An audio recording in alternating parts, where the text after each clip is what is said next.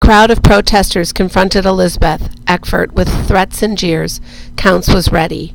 He managed to get in front of the crowd. He had a wide-angle lens to get the shot he wanted. Elizabeth against the backdrop of angry people. But the crowd kept pressing forward, making it difficult for Counts to get any pictures, let alone a good one. He had to run backwards awkwardly, trying to avoid tripping, to stay in front of the mob. Click, click, click. Counts had snapped a high-quality, technically sound picture. That much he knew.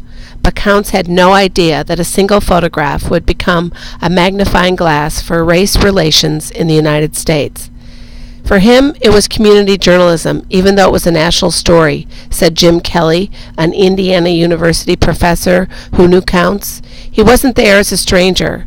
I don't know that he knew those two women, but he knew the situation. He knew what it was like to go to a segregated school. The photograph helped build his career. The Associated Press named it one of the top 100 photographs of the 20th century. Counts was nominated for the Pulitzer Prize, the highest award in American journalism, for photos he took during the Central High conflict. Counts took another photo later that also made international news. Alex Wilson, an African-American journalist, was attacked outside Central High by a man welding a brick.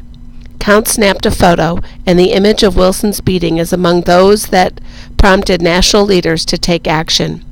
Years later, the photograph was selected by Encyclopedia Britannica as one of the world's 50 most memorable news photos of the preceding 50 years.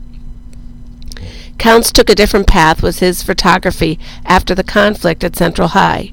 After working as a photographer for the Associated Press, he joined the journalism faculty at Indiana University, where he earned a Ph.D. During his 32 years of teaching at Indiana, Counts said, he used Little Rock photos in just about every course. I always cited them as evidence of the power of an image to communicate the news.